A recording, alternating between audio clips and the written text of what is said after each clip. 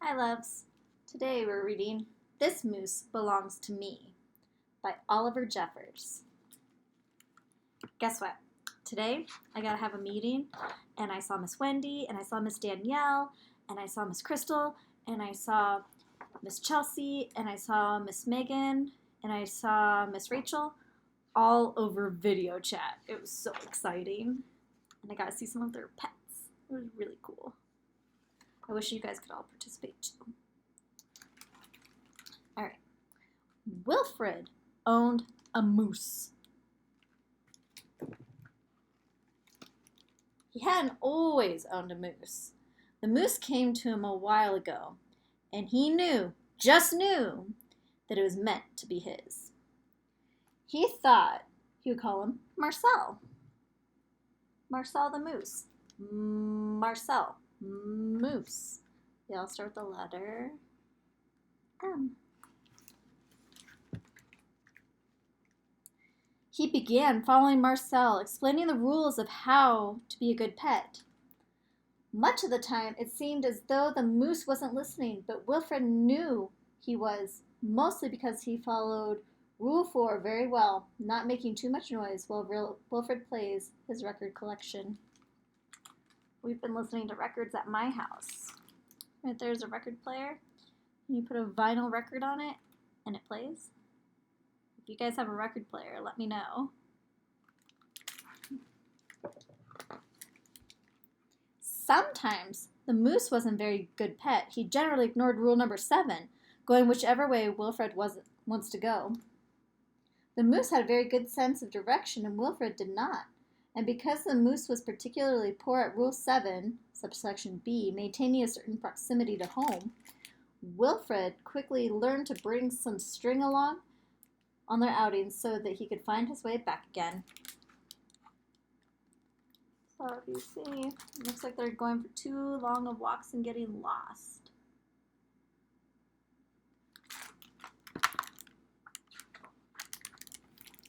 Sometimes the moose was an excellent pet. He had no trouble with Rule 11, providing shelter from the rain. Just stand right under him. Or Rule 16, knocking down things that are out of Wilfred's reach. Good work. He used his mouth and his antlers to knock down apples. I wish I had a moose to come get my apples from my trees. Maybe I should get one. What do you think?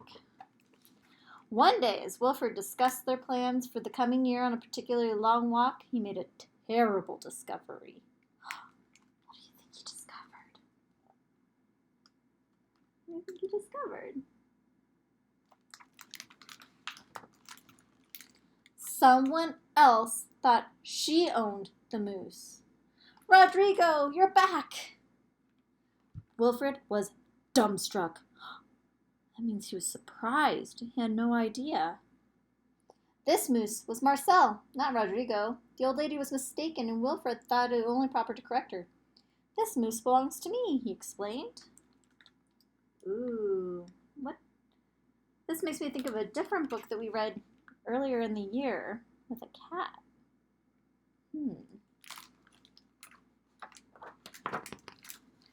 And to prove it, he called Marcel. Heel. But the moose did not respond. He seemed more interested in the old lady. So it's good, Rodrigo. Embarrassed and enraged, Wilfred rushed off for home. Fine! But in his haste, and miles away from anywhere, he tripped over a string and got tangled up. Oh no! What do you think's going to happen? It looks pretty tangled there.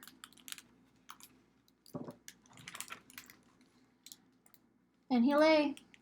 Wilfred was beginning to get a little bit worried. It was getting late and the monsters would be out soon. How does he feel over here? He looks pretty blue, pretty sad. A little worried. He just ruled out the last of his options.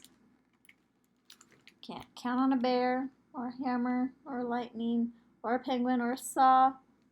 or saw fish. Thanks. When along came the moose.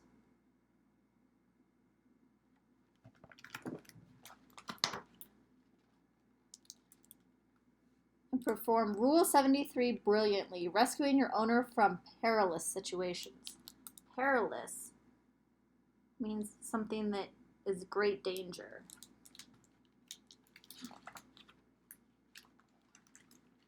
All was forgiven, and perhaps Wilfred admitted he never really owned the moose anyway.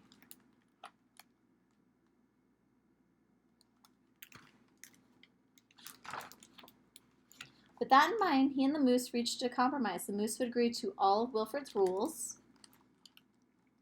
Little moose butler.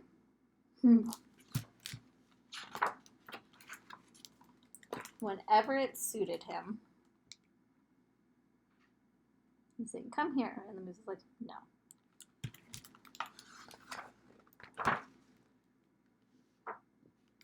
Dominic, you're back, and you brought me an apple, says an old man.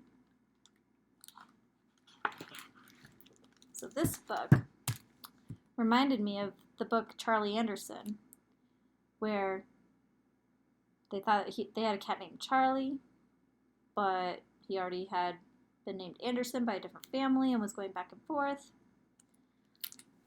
That's what this reminded me of. I hope you guys made that connection too. Please have your family send pictures. I miss you guys like a lot. Bye.